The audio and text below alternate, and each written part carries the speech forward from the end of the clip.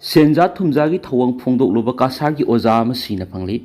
Assam ki Cachar district leiba Uzanagar LP school de head teacher in charge oina leiba Arindam Kundu ko oza ama na local education department da Senja thumjagi thabak tawri haina phongdokluraba matung singningai oiba mongda oza si tha si taraga nipanda manak nakpada leiba railway track da asi baksang oina phangle haina all Assam primary teachers association AAPTA na phongdorkhre AAPTA na phongdokhiba oza Arindam Kundu leidingi matamda local education department ki makok thongba authority singdigi akanba pressure pirakhiba lekhi administrative procedure amadi vendor selection ki matang na makok thongba authority singna nampuda oza Arindam Kundu da makoi gi yathang ilan khibla lekhi oza asina sidringi nominini ki mangda Facebook ta masamana local education department ki miot minai khang ngamdri emasum Senja thumjagi thabak sauna tawre hena video thagalakhibasu laiki haidina su pause ta phungdokli untarak tringaida LOC da sangchinna bo honarak baya BSF Kashmir Frontier ki Inspector General IG Ashok Yadav na ningtham thagi untarak tringai mangoinana Kashmir Valley da Pakistan amasum Pakistan occupied Kashmir POK da laiba terror launch pad singdagi terrorists in Kashmir Valley da lona yadabon sanctionna bo honarak baya heavy akhanaba pau phangmadi security forcing high alert laide haina phongdorakre mapham asigi line of control LOC asi ningtham thagi matamda unna thana kopsinduna leiba matam oibana sadok sin tawbur khudong sada thokpana unta dringai mamangda terrorists na India rom loni yadabon sanctionna bo honaduna lakhibani ningtham thadi ga hoduna thabum taruklomdi unna maram oiraga terror ga mari lena thabak thoram sing sathanaba sangslakpa yaruidabana unta dringai da sanctionna bo honarakadori Indian Army ga loinana BSF na infiltration ki thabak thong sing thingnaba sem sari haiken su paus ta makhatana phungdorakli Siri Gaurachandrai namo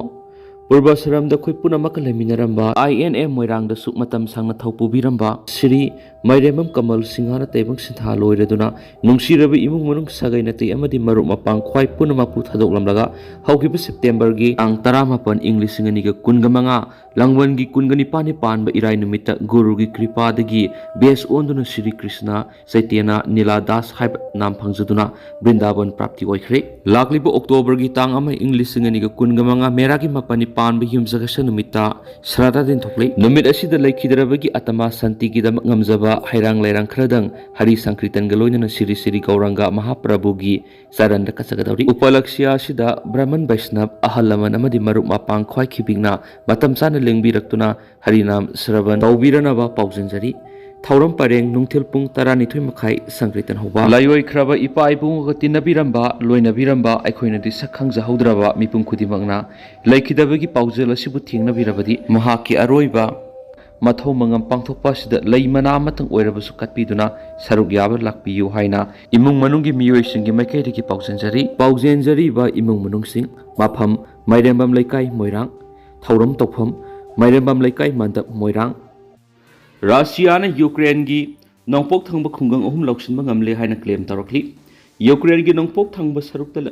ngarang Russia na khungang ahum loksinba ngamle haina claim tarokli makhoi gi force na Ukraine gi defense yam akan mawong lantheng na matung mapham sing adu loksinba ngamkhibani hari Ukraine gi nongpok thangba saruk adu gi mapham kya Russia gi force na yamna tapna khumang choksilak hana dagi soktuna lairap mapham sing adu loksilakpani mapham adu lehoba miyoi singdi masing yam diedu mokoina leinaramba yum kai sing adudi lengdan leidi Russia gi Ministry of Defense na phungdorokpagi matungina sei horakpadigi Russia na Ukraine gi apun lam saruk adugi sada 0.8 loksin bangam lahadi Russia gi lanmi sing tholakpa chirolamada Donetsk region da laiba Deri lo amasum Maiske khungang sing loksin ki loinana Dnipro Petrovsk region da laiba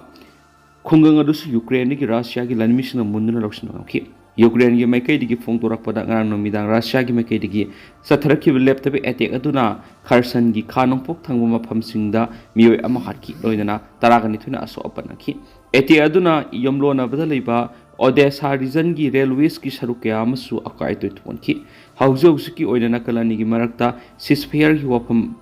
lamba phangdri haiden su paus ta makhatana phongdorakli NSA gi makhada sonam wangsupu phaba gi matang da sengdorakre Pakistan gi ling leibra haiba yingsin ga dawri ꯂꯗꯥꯈꯇ ꯆꯠꯊꯈꯤꯕ ꯍꯤꯡꯁꯥꯒꯤ ꯑꯣꯏꯕ ꯃꯑꯣꯡꯗ ꯑꯣꯟꯊꯣꯛꯈꯤꯕ protest ꯑꯗꯨꯒ ꯃꯔꯤ ꯂꯩꯅꯅ ꯄꯨꯂꯤꯁꯅ ꯐꯥꯈꯤꯕ ꯑꯦꯛꯇꯤꯚꯤꯁ Sonam ꯋꯥꯡꯁꯨꯛꯄꯨ national security ꯑꯦꯛ NSAꯒꯤ ꯃꯈꯥꯗ ꯊꯝꯈꯤꯕꯒꯤ ꯃꯇꯥꯡ ꯁꯦꯡꯗꯣꯔꯛꯂ ꯂꯣꯏꯅꯅ ꯄꯥꯀꯤꯁꯇꯥꯟꯒ ꯃꯔꯤ ꯂꯩꯅꯔꯕ꯭ꯔꯥ ꯍꯥꯏꯕ ꯌꯦꯡꯁꯤꯟꯒꯗꯧꯔꯤ꯫ ꯁꯣꯅꯝ ꯋꯥꯡꯁꯨꯛꯅ ꯅꯦꯄꯥꯜꯒꯤ ꯑꯦꯖꯤꯇꯦꯁꯟꯁ ꯑꯔꯥꯕ ꯁ꯭ꯄ꯭ꯔꯤꯡ ꯈꯨꯗꯝ ꯄꯤꯗꯨꯅ ꯂꯗꯥꯈ ꯁ꯭ꯇꯦꯠꯍꯨꯗ ꯄꯤꯌꯨ ꯍꯥꯏꯕ ꯗꯤꯃꯥꯟ ꯑꯃꯗꯤ ꯀꯟꯁꯇꯤꯇ꯭ꯌꯨꯁꯟꯒꯤ 6ꯁꯨꯕ ꯁꯦꯗ꯭ꯌꯨꯜ ꯆꯜꯍꯜꯂꯨ ꯍꯥꯏꯕ ꯈꯣꯡꯖꯪ ꯑꯗꯨꯗ ꯐꯣꯡꯗꯣꯛꯈꯤꯕ ꯋꯥꯍꯩ ꯀꯌꯥ ꯑꯗꯨꯅ ꯃꯍꯥꯛꯄꯨ NSAꯒꯤ ꯃꯈꯥꯗ ꯐꯥꯕ ꯌꯥꯔꯦ ꯍꯥꯏꯅ ꯄꯨꯂꯤꯁꯀꯤ ꯃꯥꯏꯀꯩꯗꯒꯤ ꯐꯣꯡꯗꯣꯔꯛꯂꯤ꯫ ꯃꯍꯥꯛ ꯐꯥꯕꯅ ꯂꯦꯍꯥꯗ ꯍꯤꯡꯁꯥꯒꯤ ꯑꯣꯏꯕ ꯏꯔꯥꯡ ꯑꯗꯨ ꯅꯦꯝꯊꯍꯟꯅꯕ ꯍꯣꯠꯅꯕꯗ ꯌꯥꯝꯅ ꯑꯆꯧꯕ ꯃꯔꯝ ꯑꯃ ꯑꯣꯏꯈꯤ꯫ ꯂꯣꯏꯅꯅ ꯃꯈꯥ ꯇꯥꯅ ꯄꯕ꯭ꯂꯤꯛ ꯑꯣꯔꯗꯔ ꯂꯩꯅꯕ ꯍꯣꯠꯅꯕꯗ ꯆꯠꯊꯔꯛꯀꯗꯕ ꯄ꯭ꯔꯣꯇꯦꯁꯁꯤꯡ ꯑꯗꯨ ꯁꯣꯅꯝ ꯋꯥꯡꯁꯨꯛ ꯌꯥꯎꯗ꯭ꯔꯕꯗꯤ ꯃꯄꯥꯡꯒꯜ ꯍꯟꯊꯒꯅꯤ ꯍꯥꯏꯕꯗꯒꯤ ꯃꯍꯥꯛꯄꯨ ꯐꯥꯖꯤꯟꯕꯅꯤ ꯍꯥꯏꯔꯤ꯫ ꯂꯗꯥꯈꯀꯤ ꯗꯥꯏꯔꯦꯛꯇꯣꯔꯦꯠ ꯑꯣꯐ ꯄꯕ꯭ꯂꯤꯛ ꯏꯟꯐꯣꯔꯃꯦꯁꯟꯒꯤ ꯃꯥꯏꯀꯩꯗꯒꯤ ꯊꯣꯛꯄ ꯆꯦꯔꯣꯜ ꯑꯃꯒꯤ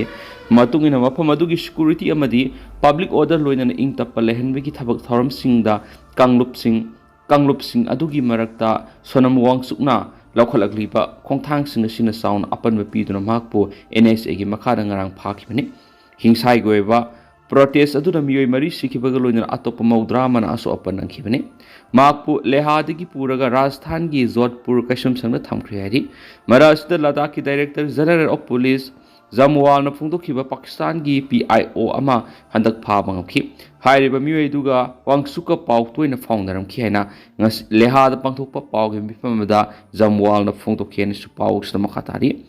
ꯄꯨꯂꯤꯁꯅ ꯂꯩꯔꯤꯕ ꯔꯦꯀꯣꯔꯗꯀꯤ ꯃꯇꯨꯡ ꯏꯟꯅ ꯄꯥꯀꯤꯁꯇꯥꯟꯅ ꯄꯥꯡꯊꯣꯛꯄ ꯗꯣꯟ ꯏꯚꯦꯟꯠ ꯑꯃ ꯁꯔꯨꯛ ꯌꯥꯈꯤ ꯂꯣꯏꯅꯅ ꯕꯪꯒ꯭ꯂꯥꯗꯦꯁꯇꯁꯨ ꯃꯍꯥꯛ ꯆꯠꯄꯒꯤ ꯔꯦꯀꯣꯔꯗ ꯂꯩ꯫ ꯃꯔꯝ ꯑꯗꯨꯅ ꯋꯥꯡꯁꯨꯛꯀꯤ ꯃꯊꯛꯇ ꯑꯆꯧꯕ ꯋꯥꯍꯪ ꯑꯃ ꯊꯝꯂꯤ꯫ ꯃꯁꯤꯒ ꯃꯔꯤ ꯂꯩꯅꯅ ꯊꯤꯕ ꯍꯨꯝꯕꯒꯤ ꯊꯕꯛꯁꯨ ꯆꯠꯊꯔꯤ ꯍꯥꯏꯔꯤ꯫